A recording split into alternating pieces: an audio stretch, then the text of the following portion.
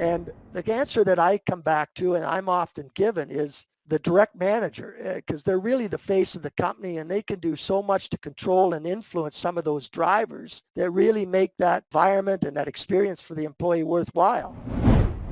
Hello there and welcome to the My Future Business Show. My name's Rick Nuske. This is the show that gets you in front of your best audience and keeps you there. I hope you're doing really well today. It's great to have you here. In fact, it is so wonderful to have the opportunity to be your host. I like to say it each and every time because I truly mean it. I am blessed to be that person, so thank you very much for the opportunity. Now, before we jump into today's call, I'd like to send a shout out to Jordan for his support. He says, I love listening into the show. There's always something new to learn, so thank you very much for that, Jordan.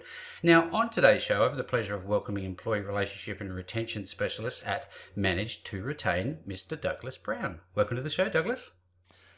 Rick, it's great to be here, and thanks so much for the opportunity to talk with you this afternoon. It's an absolute pleasure. Now, you and I are going to be talking about how managers can implement an effective employee retention strategy. Yeah, that's true. But along with that, we're going to be looking at ways to strengthen relationships and positively impact a company's bottom line with everything that we're doing here today. But before we do any of that, Douglas, wondering if you can tell us where you're calling in from today. I'm calling in actually from my home office here. We're located just west of a town called Kitchener-Waterloo, or a city called Kitchener-Waterloo. It's in Ontario, Canada. And for people that might not recognize that, we're about an hour west of Toronto. Right. And Toronto seems to be a city that most people would recognize and identify with. This is the most fun part of the call with me, for me, because we get some context about you. We learn a little bit about your life. Tell us what's a landmark there. What's the thing that would stick out for people? Oh boy. Well, the Kitchener-Waterloo area is really a kind of a tech hub in the Ontario area. It's there's three cities that kind of make up the region: Guelph and Cambridge and Kitchener-Waterloo. Actually, we're the home. Many people might remember or recognize the BlackBerry. It was a handheld phone. Oh, yes. It was very, very popular back in the late 90s and in through the early 2000s. And that was actually founded and built, and everything was run out of their Waterloo, Ontario offices. So Wow. that would be a benchmark, maybe I, that people I, would know. I love the history of a place like this. Is ice hockey Yeah. a big thing there? Oh, absolutely. You can't live in Canada without being exposed to ice hockey at some point somewhere. And it's the winter's winding down now, and some of the teams are playing in championships and having their playoffs and things like that. But it's a popular time of year for hockey. Do you follow a team yourself? Is that what you get into? What you think? Yeah, we do. We try and follow some of the local teams. Always interested in seeing how well they're doing. On the and then some junior teams that would be more in the major cities. It's the chance for kids that play at the elite level to kind of learn more skills and develop. And then, of course, we follow some of the professional teams. I've been a Toronto Maple Leaf fan for years. Wonderful. I'm sorry to say, but no, you gotta follow somebody. So thank you very much for that feedback. Now, it tells us a lot, I think, sports about discipline, especially when you mentioned the younger grades coming through. How much do you think we can learn in terms of discipline from sports?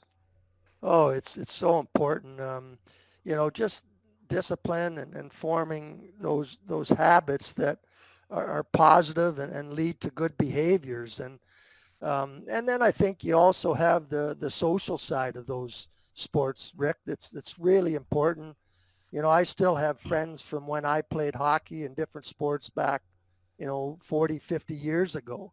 And so I think those relationships last a lifetime. But no, you're absolutely right. It teaches discipline and perseverance and all those things. Because we're going to be talking quite a great deal about relationships. Now, tell us a little bit about your social life. You just touched on it. What do you like to do? You like going out for a meal, movies? What you think? Yeah, all of that. We enjoy getting out and maybe going to a concert or going to a movie. Certainly, if we have an opportunity to socialize with friends, that's always something we enjoy. I'm a real history buff, so I like to take some time and learn about, some of the events and things that have gone on in our history through the Mm. years, and of course I read and just different things like that that Yep. keep me busy. Yeah, fantastic. I learned a lot about Amazon Prime recently. I'm a bit of a war historian. I don't like the concept of war, but it's very interesting. Yeah. Oh, it's amazing, and on one hand, it was so difficult um, during those war years, and Mm. but I think we can all learn from that, and hopefully hopefully we don't make those mistakes again. No, we need to be Yeah. learning from our past, don't we? Now, tell me, Yeah. is the location you're living in now, Doug, the same place that you grew up in? It's close. Mm. We grew up about an hour. I grew up about an hour from here. It's a little town or city called London. It's in the heart of southwestern Ontario. Yep. And as I grew up and got away into university and met my wife and got married, we settled in this town or in this region, Mm. and we've been here for oh boy, in this particular house maybe 20, 25 years, Yep. Yep. and all of our kids are kind of growing up now. So yeah, so it's a nice area. So, what did you learn when you were growing up? What was the one thing that you had the most fun with that you look back on fondly? Oh boy. Well, as we mentioned earlier, I was always an avid sports fan, Rick, Mm. and enjoyed my time. Hockey was the game, and we were thrilled to have the opportunity to play every winter. Other things than that, like I was born and raised on a farm, so a lot of outdoor activities, and of course work on a farm, and then the school years where you're in high school and then moving on to university. So all those All those were part of things. my young life. Yeah. Yeah, it's amazing that you say that because I grew up on a farm too. We would get up and we'd go do the mushrooms and Oh yeah. prepare the Yeah. chickens and dip the sheep and then go catch the rabbits and all the rest of the things we used to do. But it used to be a very wholesome experience, didn't it? Yeah, it teaches you hard work. I think Yeah. it's a good life. And sometimes in some ways it can be a hard life, Mm. difficult, but it's a labor of love, as they always say, eh? Do you think that it embedded that daily routine of getting up early for you? Do you still get up early?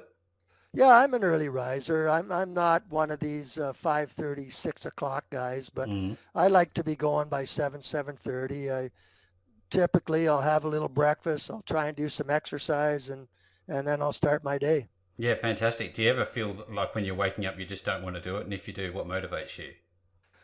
I've found through the years that from the exercise standpoint has really helped me. It's helped me sleep better. It's helped me, maintain my health.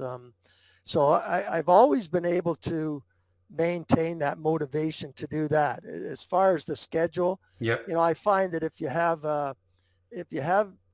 activities or goals or objectives that you're trying to accomplish, I think if you get those identified and they're important to you, there's motivation there to get up and get going and Get see into what you it. can achieve. Yeah. Absolutely. So, what are you? Are you a coffee drinker or a water drinker? I am not a coffee drinker. No. It's funny, most people enjoy it for whatever reason. I've never ever liked hot drinks. Yep. Yep. Now, not to say I wouldn't have a coffee occasionally if I sit down with a friend. I might, or I might actually prefer a cup of tea. Yeah, I'm with you. But I don't drink the hot beverages very often.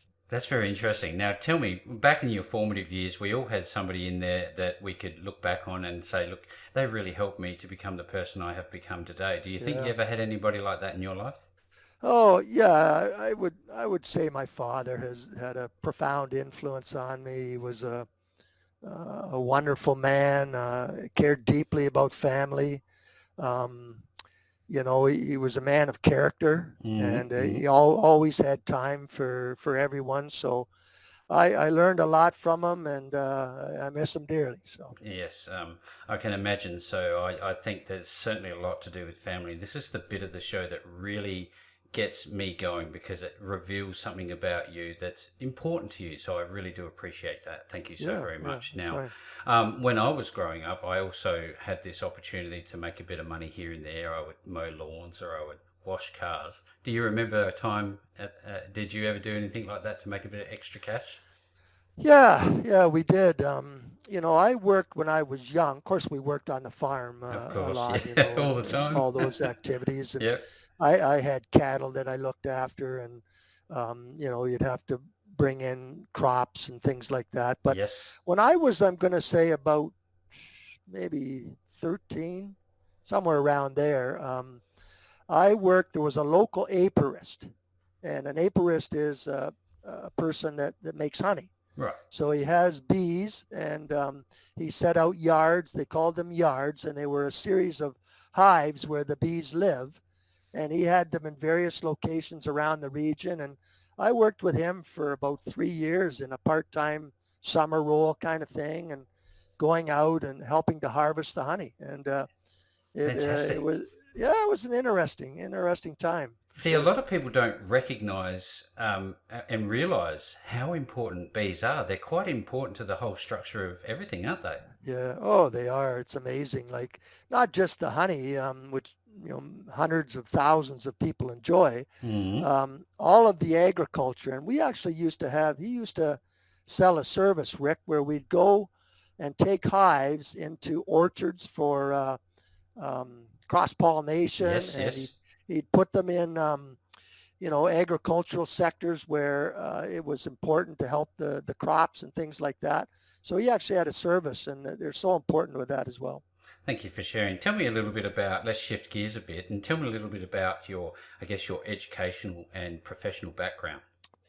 Yeah, it's well, I got through high school like most people, and then went on to university. I studied at Western University, which is in London, Ontario, where I Mm. grew up, and spent some time there. And then I wanted to get involved actually in agriculture because of my farm background. So I went transferred to the University of Guelph and finished my career there.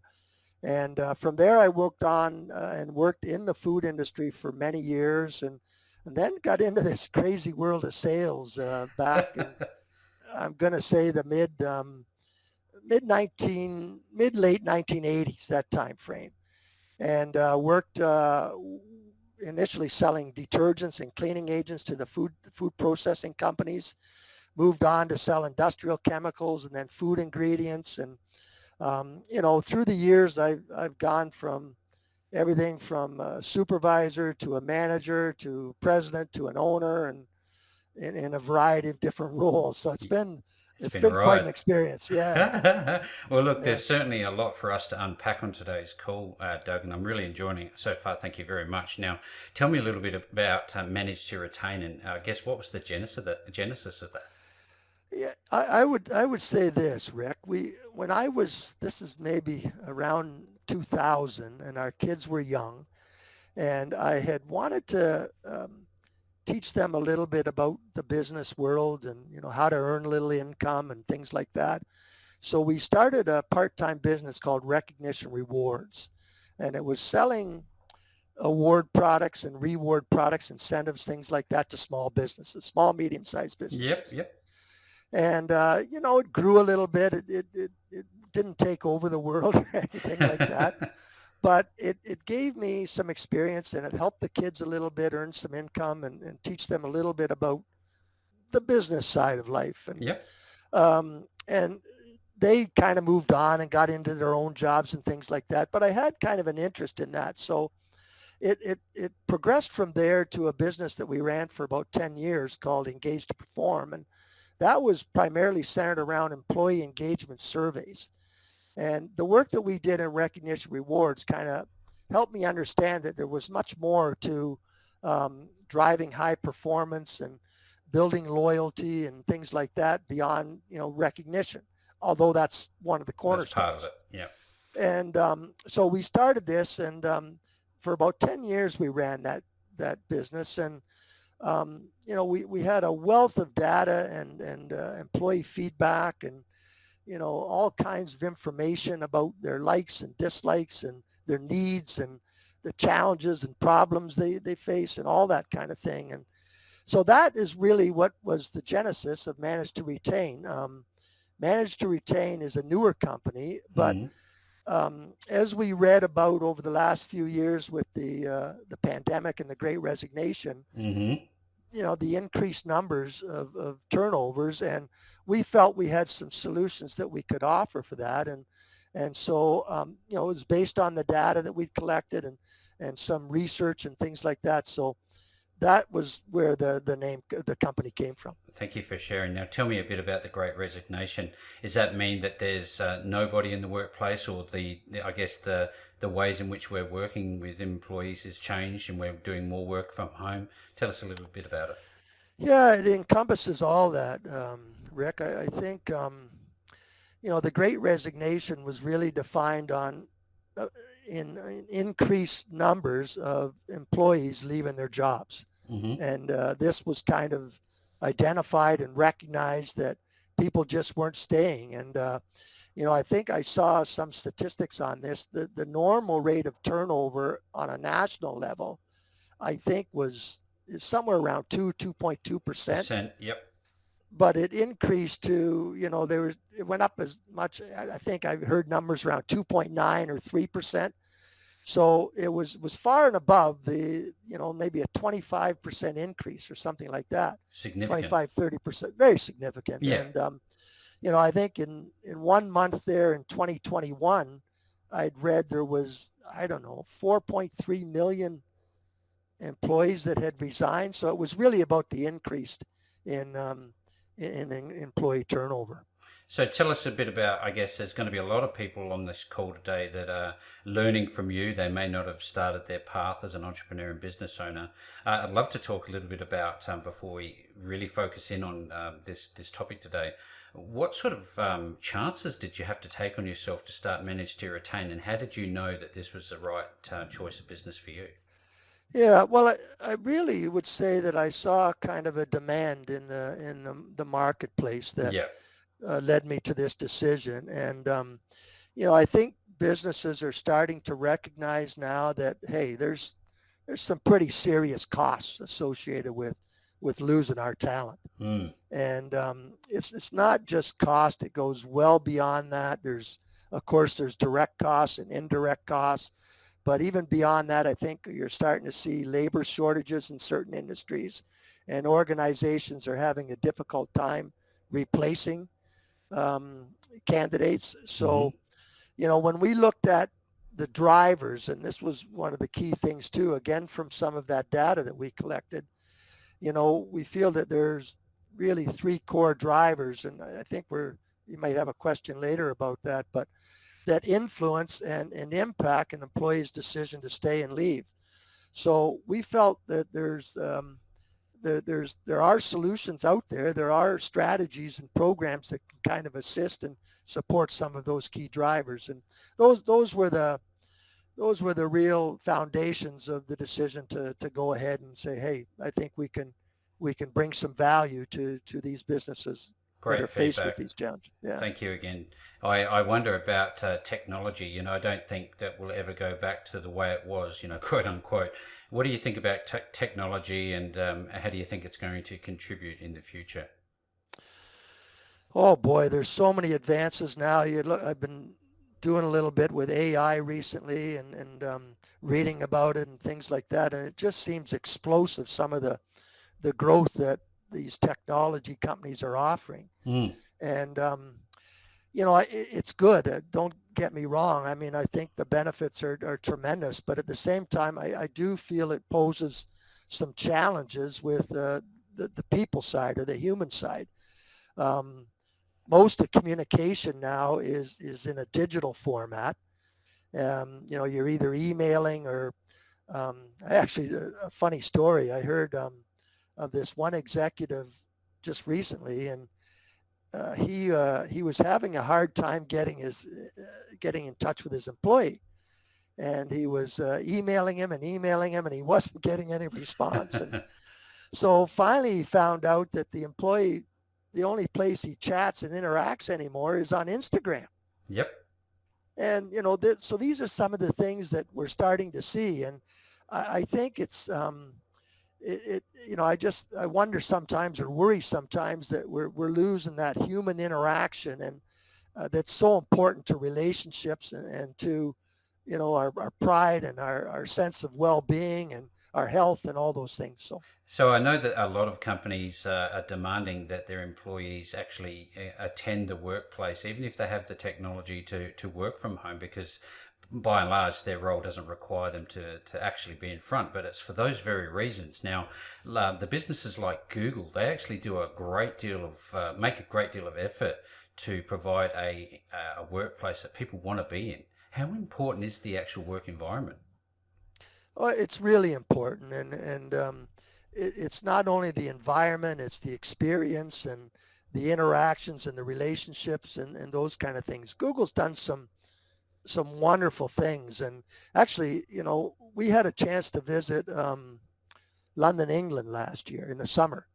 And one of the people we were traveling with is a Google employee here in Waterloo. As I Ah, mentioned, it's a bit of a tech center. yep. So he had arranged for us to take a visit, go through and take a tour of this Google facility in London.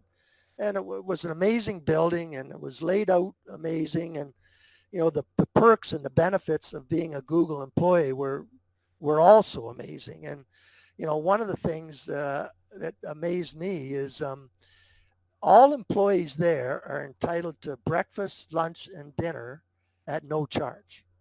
They can come and go as they please. They can eat if they want, anything they want. They've got chefs on staff. They've got full meals. They've got sandwiches. They've got all kinds of coffee Everything. and beverages and ice cream and Wow. anything that you want as an employee in terms of maybe a snack or something to eat is there.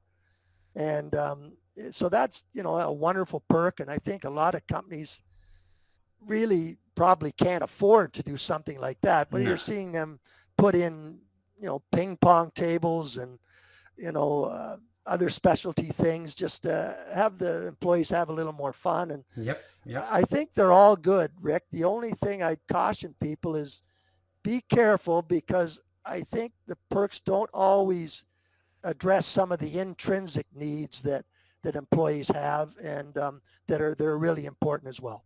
I think this is a great segue, Doug, into culture and leadership. Tell me about the importance of having good leaders and a culture and an ethos in a workplace to, I guess, increase the Oh yeah, retention. yeah. It's so important, and as you mentioned earlier, to create the right experience and the right environment and atmosphere to work in, and everybody has a role. It's one of those top-down things that I think starts at the ownership and the senior leadership level, and has to be kind of lead by example, so to speak, and so that people understand the values and the mission and the culture and all those things. And one thing I'll mention that might be of interest if people want to research this a little further. Um, I don't know if you've ever heard of the psychological contract. Have you ever? I'm You've about to. probably, yeah, you've probably come across that. But anyways, it's when an employee accepts a job offer or job opportunity, really the essence of that psychological contract is that they have needs and expectations as well. And certainly the employer does and the company does. They need the employee to perform at a high level. They need they to be interactive with their colleagues. They need good communication. They need commitment to goals, and all those things are important. But at the same time, I think I always encourage businesses to remember that the employee has needs and desires as well, and they go well beyond salary and compensation. Yep. And I think that that's part of where the culture and the ethos comes in to create that work experience. This is great, cool. It made me start thinking about are there in general increases in salary expectations regardless of where people are working? And also, you also touched on return on investment. Tell me a little bit about the importance of that. Yeah. Well, in terms of salary increases, Rick, they're definitely going up, and there's a few drivers of that. I think inflation.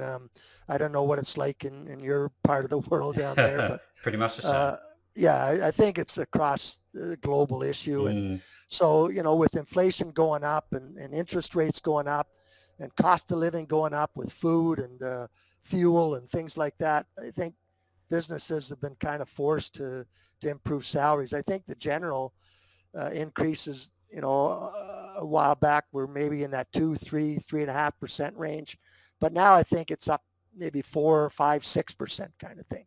Yep. So that was it. And I think you had a second question there. Was it?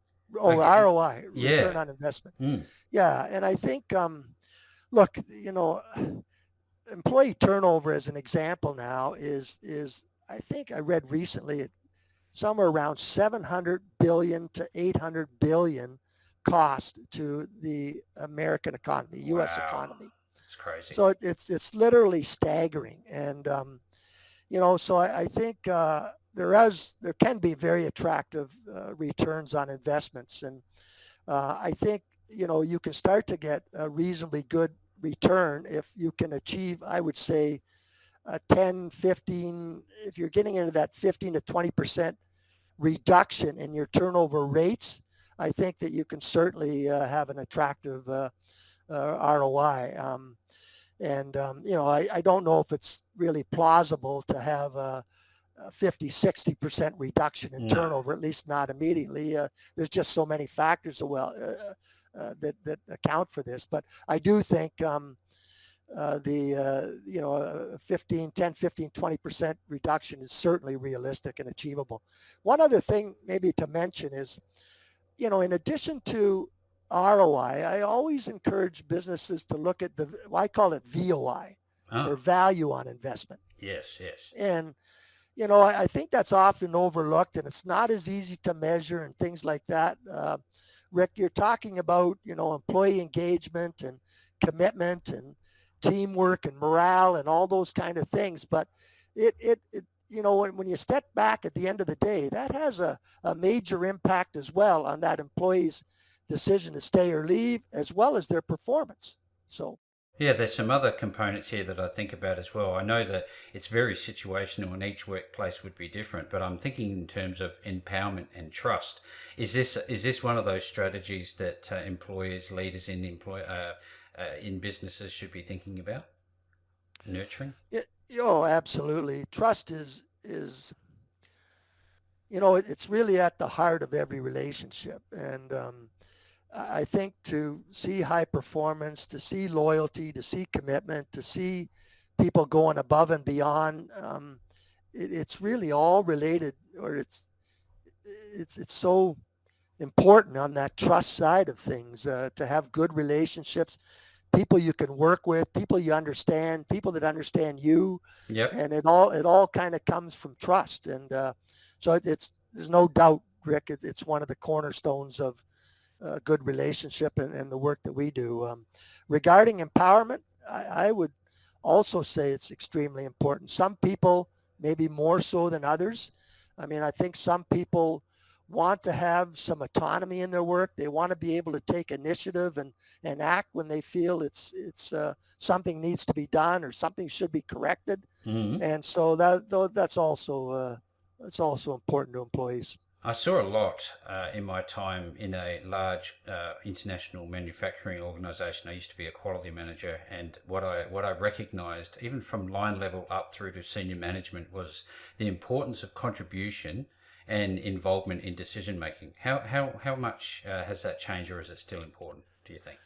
Yeah, I would say it's important. Everybody likes to feel that they're valued for their contributions, and it's not just maybe to be able to achieve a goal or to finish a special project or something like that. Those are important. Hmm. They are, but I would say just simple things like ideas, to be able to go to your manager and say, hey, I have an idea that I feel could improve this, or wouldn't it be more efficient if we did this, or I think we could cut costs if we maybe did this kind of thing. And so those ideas and suggestions, just to be able to present them and have them received and discussed, and in some cases acted on, or if they're not acted on, get feedback. Hey, we couldn't do this right now. We've got some other priorities, but we'd like to relook at all those things. I think create the value of your contribution as an employee. So, what do you think the role of the mid level manager or direct manager actually is, given that we've just touched on this, that they were having these interactions? Is there a suite of things they should be aware of, and how would they know about it? Do they get training? Is that the best way forward?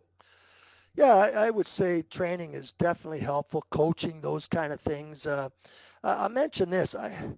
When I ask the question to clients or prospects of, who is in the best position to influence employee retention, or maybe another question to ask is who is in the best position or the strongest position to influence the drivers of employee intention. And those drivers being maybe the employee experience, employee engagement, career development. Those are the three cores that we had actually mentioned earlier. And the answer that I come back to and I'm often given is, the manager, Yep. the direct manager, because they're really the face of the company and they can do so much to control and influence some of those drivers that really make that environment and that experience for the employee worthwhile. So I think the managers, can play a very active role. I think it's important for senior leadership sometimes just to explain how important that role is for the manager, and not only that, but then to support them with, as you said, coaching or training or resources to help them improve employee retention numbers. I think about bureaucracy and I think about flat structures as opposed to hierarchical structures. What part do they play in creating complexity or removing it from the effectiveness of employee retention strategy? Well, I think it can help because you can give people the autonomy to maybe make decisions. We're talking about a flat Mm. organization now. Yeah. And, that's important. They want to have the flexibility and how they approach things. They want to have interaction with their colleagues. And I think in most cases, a lot of cases anyways, they have the skills and the knowledge and the experience to be able to make decisions and move forward. So having said that, I think leadership is important and it's not going away or anything, but No. I think leaders are taking on a different role now a little bit. I think it's not anymore the command and control kind of leadership styles. It's more about, motivating and building trust and building relationships and, empowering people and cultivating their skills and things like that I think are ultimately important. Great feedback. Thank you very much. Now, what incentivizes an employee to stay at a business? We've talked about career paths, but given the nature of the changing workplace, what other incentives are there for them? Are we talking about being able to go home early to go watch the kids play sport, or is it, a part of the reward system? What is it? Bonuses? Tell us a little bit about that. Yeah, I think there's really two things I think that are critical, uh, Rick, and I think there's really two aspects to it. I would say one is the financial side of things. And people want to have, again, we talked earlier about inflation and the increased costs. And I think people want to have fair salary, fair wages to be able to live the lifestyle that they want. And part of that is bonuses and, incentives and good benefit plans and Yep. all those things. Hmm. So that's the one side of the equation. The other side that is, I would say, equally as important is the non-financial side. And that goes to that work experience, the engagement, the environment they're working in, the relationships they have with their superiors, the communication, trust levels, all those kind of things. Matter of fact, I'll mention, I read an article, I jotted this down because I thought your listeners might be interested. Hmm. This was, I don't know if people have heard of McKinsey and Company. It's a major HR consulting firm. Yep. And they listed the most important reasons that people leave jobs. And they were all about equal. One was not having caring leaders, 35%, having sustainable work expectations, 35%, and lack of career development and advancement potential, 35%. So roughly those Three approximate main numbers. So parts, right? three Basically. three main components that are important to any employee as they work in their career. Yeah, this is great feedback. Thank you so very much. I always think about that initial moment. You talked about the psychological contract earlier, but in terms of employee, paperwork, that all happens during the initial induction phase. How important is onboarding new employees and having the expectations laid out in front of them up front? And how long should an induction actually last for? Yeah, great question, Rick. I think, this is a hot topic right now, the onboarding and orientation and things like that. We actually ran a poll a couple of weeks ago, and we were trying to determine what is the expected tenure of a new hire now. And the results showed that about 65% of employees will leave within the first 4 years. Not very And long, about, really. it's not that long. And about 25% will leave within the first 18 months. So you've got about 90% of employees that you're not getting 4 years out of. In fact, some of them are leaving within a year, year and a half. And many people make the decision to stay or go within that first 12 to 18 months. So it's a real critical period. And I would say, you mentioned earlier about clarity of expectations. I think that the hiring managers and the recruitment people need to be very clear about what the employee is going to be doing, what kind of work they're going to be doing, what their expectations are, and all those things, so that the employee really can, formulate in their own mind, is this the right fit for me? Is this the right decision?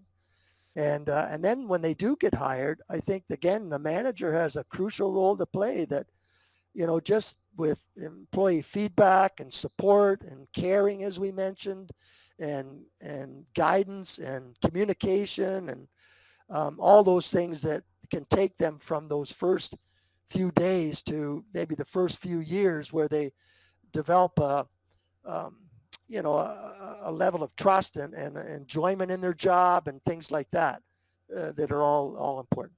Tell you what, I can tell that you're passionate about this. You've got a lot of knowledge and experience in this field. There's a reason you're doing the work that you're doing, and it's a real credit to you. Now, let's look at your website and how people can make contact with you. I think it's critical from here on out. There will be people listening to this show that want to work with you. So, how do they do that? Where do they find you? Well, the best way is to reach out. You can reach out either via email, or there's contact us on our website. The website is www.manage, M-A-N-A-G-E, the number two, not the word, but the Yep. number two, Yep. and then the word retain, RETAIN.com, managetoretain.com. That's a beautiful website. I love it. Now, I know that you're also on LinkedIn. Is that right? We are on LinkedIn. If you can Google Douglas Brown and Manage to Retain, you can find me there. I'll also give you, in case the listeners are interested, there's two emails. One is info@managetoretain.com, or my personal email would also work, and that's D as in Doug, Brown like the color, dbrown@managetoretain.com. Well, there you go. If you're on this call today and you're certainly looking for strategies as a business owner, as a middle line, mid-level manager, or anybody else that's coming up through the ranks and wants to learn more, I'll be making sure that managetoretain.com link is available to you below this post, or wherever you actually hear this interview, which has been absolutely wonderful, that you get access back to Doug and all of his wonderful work. And Doug, thank you so very much for joining me on the My Future Business show today. Well, thank you, Rick. I've enjoyed it immensely, and thanks to all the listeners that tuned in today. So thank you.